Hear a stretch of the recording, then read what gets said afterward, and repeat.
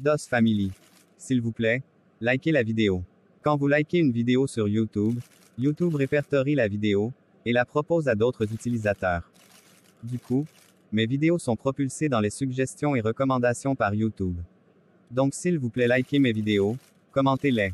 Surtout likez, j'insiste et je persiste. Likez même avant de regarder. Ça ne vous coûte absolument rien de liker. C'est aussi ça le soutien. Merci, et je vous aime. Communiqué de presse même est étonné.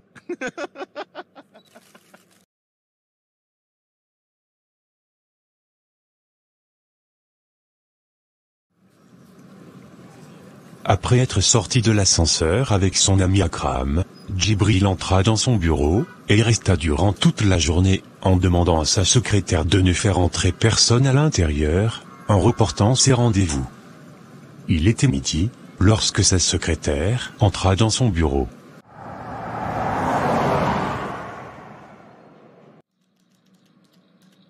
Monsieur, votre frère est là. Pardon? Je parle de monsieur Moussa. Il est là. Ne t'ai-je pas dit que je ne voulais voir personne aujourd'hui? Si monsieur, mais j'ai pensé que... Tu as pensé quoi? C'est toi qui décides maintenant de qui je dois voir? Ça ne va pas dans ta tête? J'ai dit que je ne reçois personne. D'accord monsieur, et désolé pour l'incompréhension. Et la jeune fille sortit rapidement du bureau de son patron, et alla informer Moussa, qui attendait à la salle d'attente.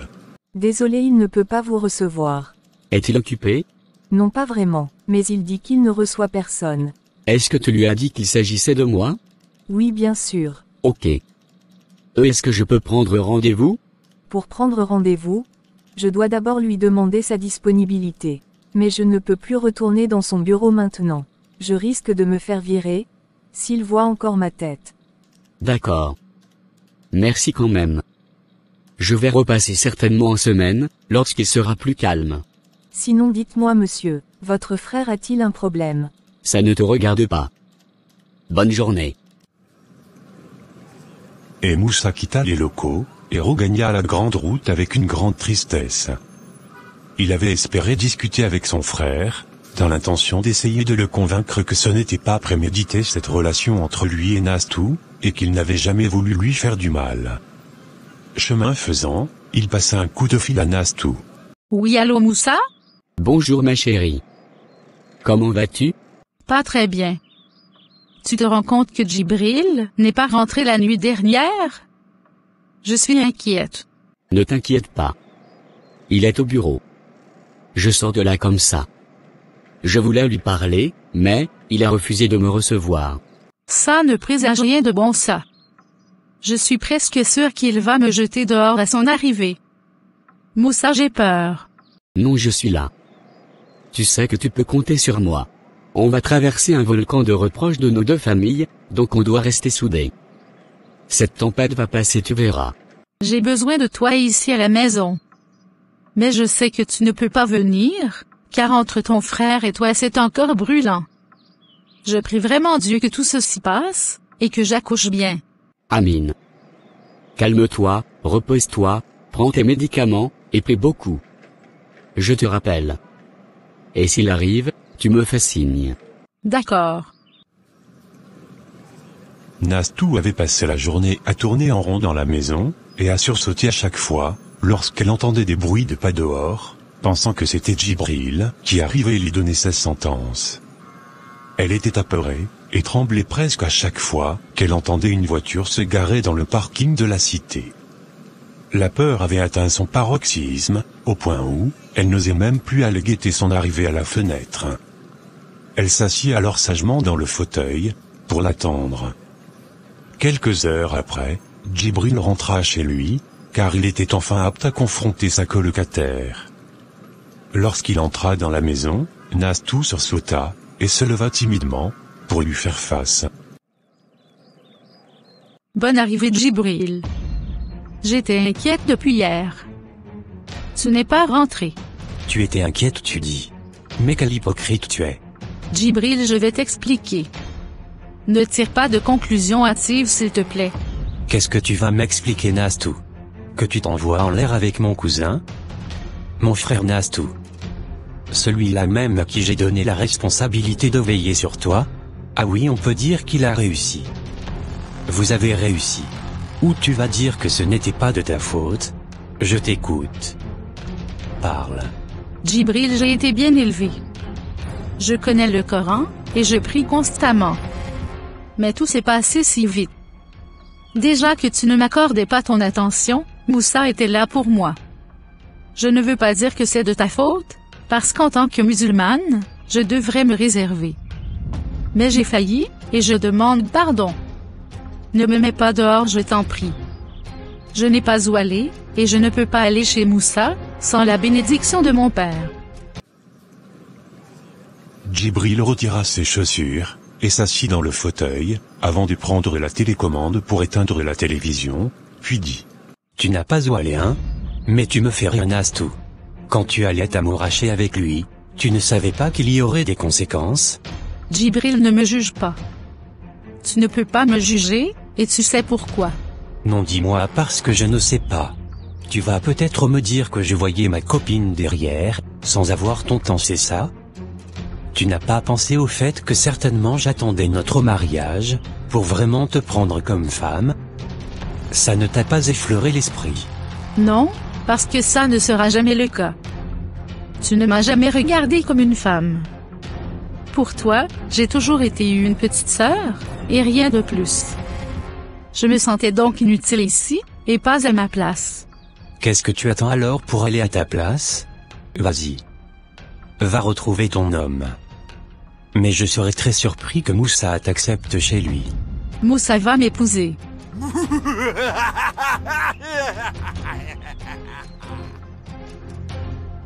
Il va quoi? Mais tu rêves, ma belle. Moussa ne t'aime pas.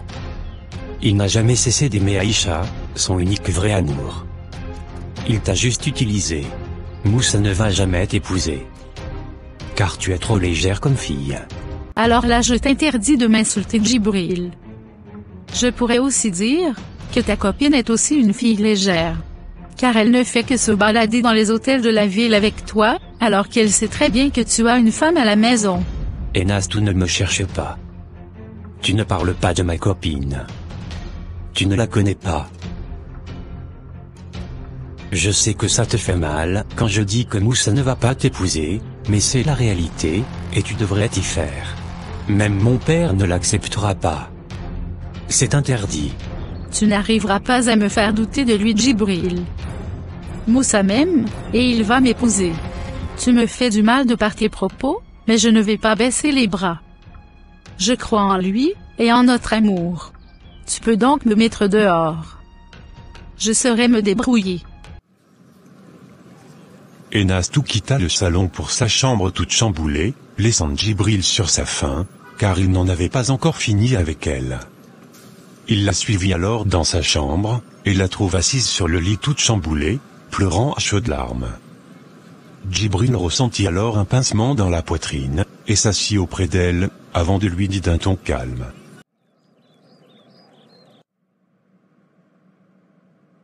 Nastou. Cette histoire va créer des tensions dans nos familles. Dis-moi comment les parents vont percevoir cette nouvelle? Tu t'imagines que mon père peut avoir un arrêt cardiaque? Quant à ton père, il va certainement se désolidariser de toi. Le père de Moussa aussi ne le soutiendra pas. Ça sera la guerre, je t'assure, Nastou. En plus, le nom des Boucars sera entaché. Mon père va vous crucifier, ça c'est sûr. Je ne t'apprends pas que nous sommes des musulmans croyants et pratiquants, Nastou. C'est une honte pour nous, et c'est très sale. Ça nous discréditera auprès du public. Tu es une femme, et ça ne t'honore pas ce comportement. Oui, j'en suis consciente. Je sais que j'ai déshonoré la famille et notre religion, et je demande pardon. Mes pulsions ont été plus fortes que ma raison. J'ai failli, mais ne me jetez pas la pierre. Je ne suis pas une fille aux mœurs légères, et tu le sais. Je ne suis pas méchant, Nastou. Je suis juste soucieux de ton état. Et je ne vais pas te mettre à la porte. Par contre, je dois en parler à la famille, car je ne peux pas endosser la paternité de cette grossesse. Oui, je comprends, et c'est tout à fait normal. Mais avant d'en parler à la famille, S'il te plaît, accepte de voir Moussa. Ton frère se sent très mal, parce que tu lui as fermé toutes les portes. Tu sais qu'il n'a jamais voulu te faire du mal. C'est arrivé, sans qu'on ne le prémédite. Parle-lui, et faites la paix s'il te plaît. Je me sens très mal de voir deux frères qui s'aiment tant, se déchirer à cause de moi. Bonne nuit Nastou. Djibril quitta sur ces mots la chambre de Nastou pour la sienne, où il resta longtemps sous la douche, pour réfléchir à la trajectoire qu'il comptait donner à cette histoire. Il se disait qu'il ne serait pas en mesure d'arrêter le tonnerre, qui allait s'abattre sur sa famille, après l'annonce de cette information. Cette histoire causerait d'énormes préjudices aux deux familles, qui avaient gardé pendant de longues années, une belle et grande amitié. Pire, elles pourraient se séparer en queue de poisson.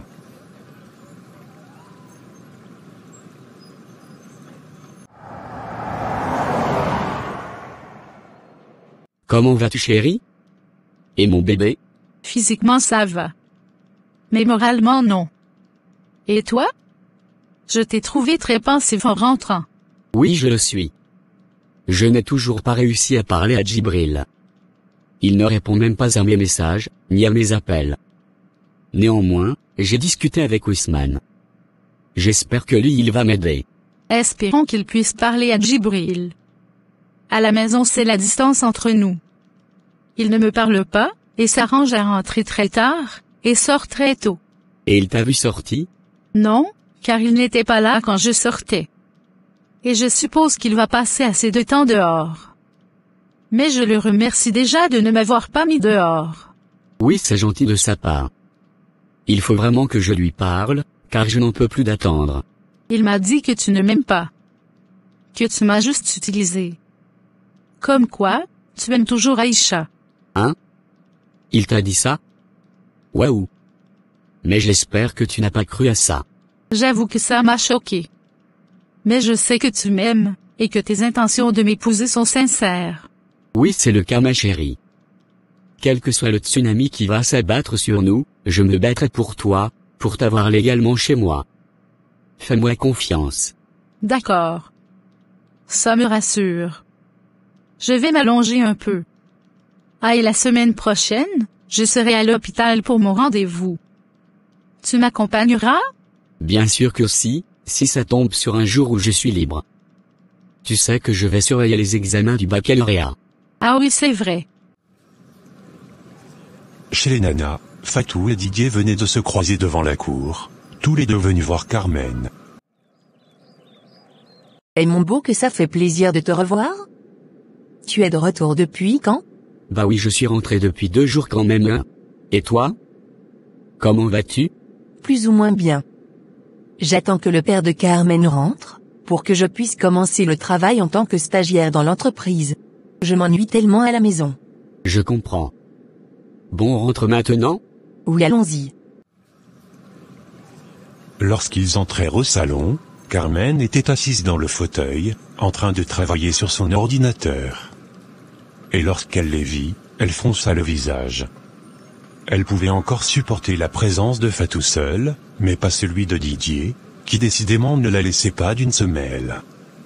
Fatou embrassa sa copine, et s'assit, tandis que Djibril se contentait de l'admirer. Tu veux ma photo? Oui, avec plaisir. Je te trouve très sexy dans ton débardeur. Merci. Tu peux t'asseoir maintenant. En principe, je n'ai pas envie de m'asseoir. Je suis venu te kidnapper pour une petite balade en ville. Hier tu m'as dit que tu travaillais, et aujourd'hui c'est pareil. Il faut te détendre un peu ma chérie. Allez les filles, je vous emmène manger de la viande. Yes Carmen, accepte s'il te plaît. Allons nous amuser. Le travail ne va pas fuir. Bon d'accord. J'ai bien envie de souffler un peu. Je vais me changer. Ok, nous t'attendons ma belle. J'aimerais te demander un service Fatou, car je vois que ta copine t'écoute beaucoup. Oui, vas-y, je t'écoute. Au fait, je lui ai proposé de passer le week-end prochain à Radisson Blu Hotel, mais elle hésite. Donc est-ce que tu pourrais m'aider à la convaincre de venir avec moi? Hein? Tu veux l'amener à Radisson Blu Hotel? Waouh, la classe. Mais sur elle refuse, il y a bien d'autres qui sont partantes, hein? Fais tout, je suis sérieux. Bah moi aussi. Bref. Je vais voir ce que je peux faire. Mais je ne te promets rien, hein? Ah, cette fille a toujours tout ce que je rêve d'avoir, mais elle se fait désirer. Quel gâchis? Pourquoi tu dis ça? Ah, ne fais pas attention à ce que je dis. Je vais lui parler, ne t'inquiète pas. Merci pour ton soutien. Tu es vraiment une bonne amie. Oui, je le sais. Entre-temps, Djibril se trouvait chez son ami Akram, après un bon plat, que sa femme leur avait servi. Je sais qu'il y a encore beaucoup parmi vous, qui n'ont pas encore liké notre vidéo. Alors faites-le dès maintenant. N'oubliez pas aussi de commenter, et partager la vidéo s'il vous plaît. La vidéo peut maintenant continuer. Merci. Je vous envoie de gros bisous. Akram, ta fille ne voulait plus me lâcher, hein? C'est une façon de te dire que tu es assez vieux pour ne pas avoir d'enfant. N'importe quoi. Si tout s'est passé comme je l'avais souhaité, Carmen serait aujourd'hui enceinte de notre deuxième enfant. Mais ne crois-tu pas que la grossesse même peut être un élément déclencheur, pour que vos parents vous laissent vous marier? Tu veux dire un élément déclencheur, pour qu'ils puissent avoir une attaque cardiaque, ouais? D'accord, je vois, c'est une mauvaise idée. Très mauvaise même. Un enfant aujourd'hui va me déshériter à coup sûr. Ah, votre vie est vraiment compliquée. Je te plains vraiment. As-tu finalement décidé quoi pour Nastou?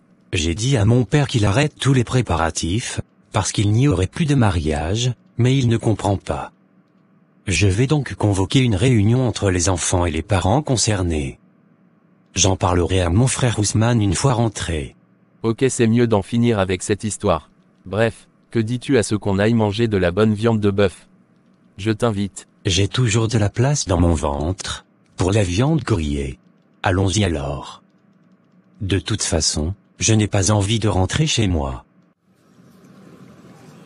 Djibril alla alors remercier la femme d'Akram, et les deux amis sautèrent à bord de la voiture de Djibril, et ce dernier laissa son ami conduire sa voiture. Il y avait de la bonne ambiance qui régnait dans le véhicule, et Djibril se détendait un peu après une semaine chargée d'émotions qu'il avait vécues.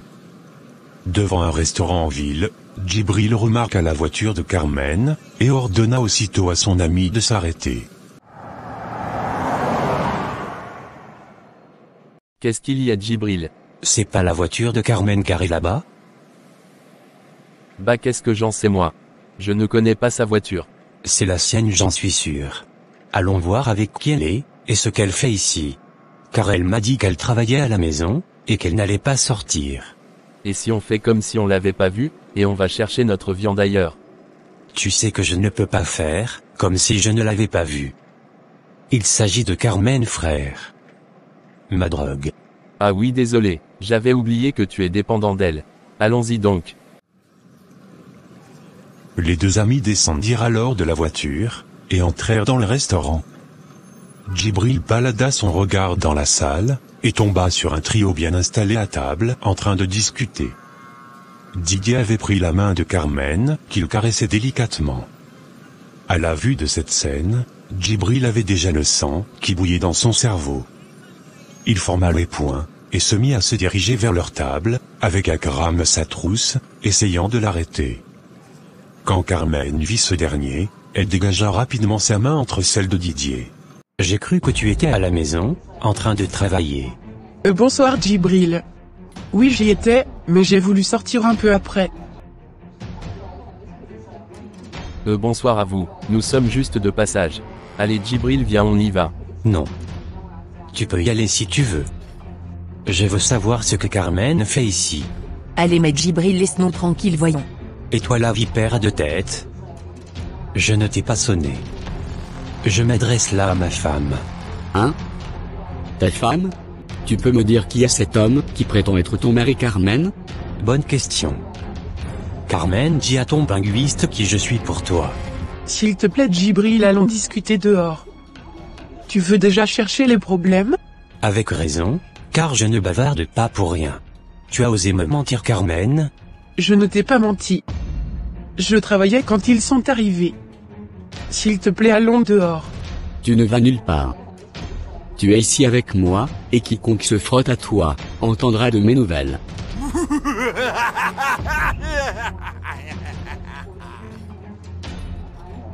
Tu entends ce qu'il dit à Karam?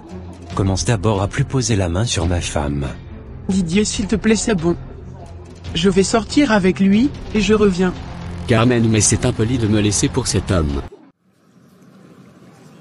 Carmen regarda alors Fatou avec un air de supplication, pour qu'elle lui vienne en aide.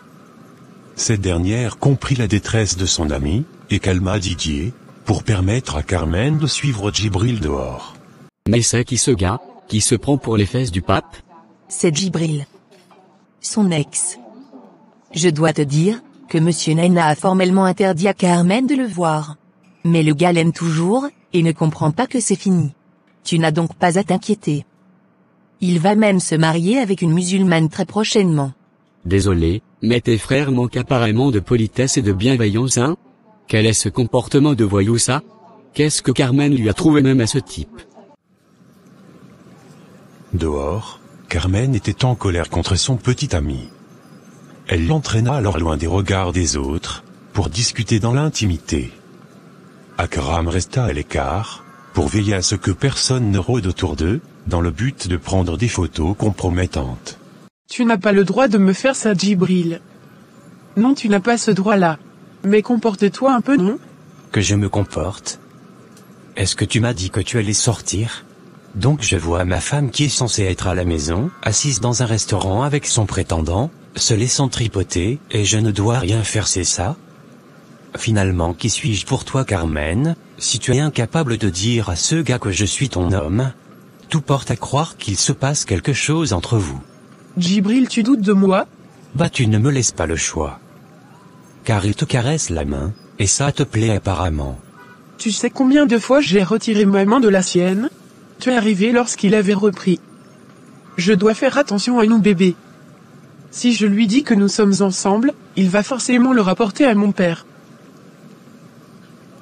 Je suis désolé. Je t'assure que j'étais à la maison. Je travaillais, lorsqu'ils sont arrivés, et j'ai décidé de sortir après insistance. Je te jure que ce n'était pas dans mon programme. Ok. Mais dis à ta fausse copine, que le jour où elle ouvre encore sa bouche dans mes affaires, je lui coupe la langue. Ah bébé, mais qu'est-ce qu'elle t'a fait, bon sang? Vous étiez pourtant de bons amis, non? Bref, calme-toi s'il te plaît. Je vais rentrer bientôt. Ah, le voilà même qui arrive.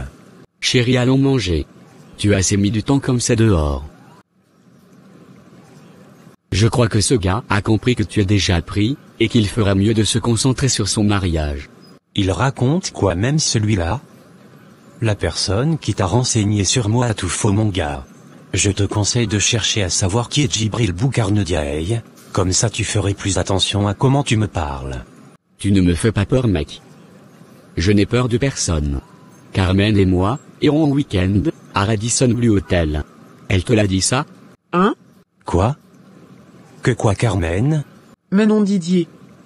Je t'ai dit que ce n'était pas possible. Mon père rentre demain. Et quel est le rapport entre ça et le retour de ton père? Tout compte fait, il sera fier de nous savoir dans ce complexe hôtelier paradisiaque. Je te ferai visiter les lieux. Il paraît que c'est magnifique pour les jeunes couples.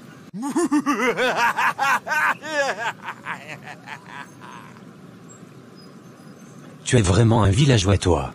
Carmen y a déjà été avec moi. Et pas qu'une fois, hein? Tu ne l'apprends donc rien de nouveau. Tu ne l'éblouiras pas. Laisse donc tomber ce que tu veux faire, car c'est pathétique. Chérie? Tu m'appelles quand tu seras rentré. Je t'aime. Et il posa un baiser sur le front de Carmen, avant de toiser Didier, et s'en alla. Tu peux m'expliquer ce qui vient de se passer là? Je n'ai rien à expliquer. Je veux rentrer. Ah bon, tu veux rentrer? Tu continues à voir ce gars, alors que ton père te l'interdit, n'est-ce pas? Je vois que Fatou t'a déjà fait un résumé de ma vie. Didier, je n'ai pas de compte à te rendre sur ma vie. Franchement, n'entre pas dans cette histoire. Ok. Si c'est comme ça, je vais faire un rapport à ton père. Soit je lui parle du scandale que cet énergumène nous a fait, et que tu l'as défendu, ou alors tu acceptes de venir avec moi à Radisson Blu Hotel. Pardon? Tu es en train de me faire du chantage là? Prends ça comme tu veux. Je n'en crois vraiment pas à mes oreilles. Didier, tu me fais du chantage là? Décidément personne n'est parfait dans cette ville. C'est mieux que je rentre, sinon on va se dire du n'importe quoi. Vous allez rentrer en taxi. Et dis à Fatou d'apprendre à la boucler. D'ailleurs je le ferai moi-même. Bonne soirée. On se verra demain chez toi. Je viendrai saluer ton père, et lui dire ce que tu sais, si d'ici là tu ne changes pas d'avis. La nuit porte conseil. Carmen entra alors tout en colère dans sa voiture, et démarrant en trombe, manquant même d'éclabousser les clients de ce restaurant. Elle n'arrivait pas à croire que Didier soit un maître chanteur, car c'était aberrant pour sa personne. Djibril, qui était arrivé chez lui toujours en compagnie de son ami, ouvrit la porte avec ses clés, après avoir sonné plusieurs fois à la porte, et entra avec son ami Akram. Apparemment Nastou n'est pas là. Oui. Certainement qu'elle est allée faire un coup. Mais le bébé en a besoin, mon frère. Djibril, tu dois apprendre à contenir ta colère. Ce n'est pas digne de toi de te donner en spectacle comme tu l'as fait tout à l'heure. Heureusement que j'étais là pour m'assurer que personne ne filme. Tu imagines ta dispute sur les réseaux sociaux. Merci mon frère pour ta disponibilité, et ta clairvoyance. Mais je n'arrive pas à me contenir, lorsqu'il s'agit de Carmen. C'est plus fort que moi, Akram. Cette fille, je l'ai dans la peau.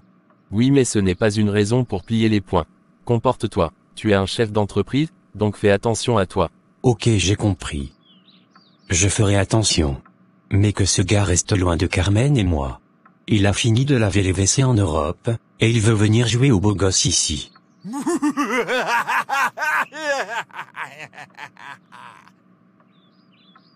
Tu es vraiment terrible, toi. Bon, je vais y aller maintenant. On se prend demain au bureau. D'accord. Merci encore. Bonsoir Djibril. Je pensais même à t'appeler. Pour quelle raison? Certainement la même raison pour laquelle tu m'appelles. As-tu parlé à Moussa? Non, je n'en ai pas envie. Je dois convoquer une réunion avec les parents, et tu dois être présent. Oui, mais avant de convoquer cette réunion, j'exige que tu parles à ton frère. Djibril, tu sais très bien que Moussa ne te ferait pas de mal volontairement. On parle là d'une femme que tu n'as jamais considérée. Ce qu'il a fait n'est pas bien, mais pardonne s'il te plaît. Moussa aura besoin de nous, car la famille va lui tourner le dos. Il sera seul contre tous. Donc ne lui tournons pas nous aussi le dos s'il te plaît. Nous sommes plus ouverts d'esprit que les parents.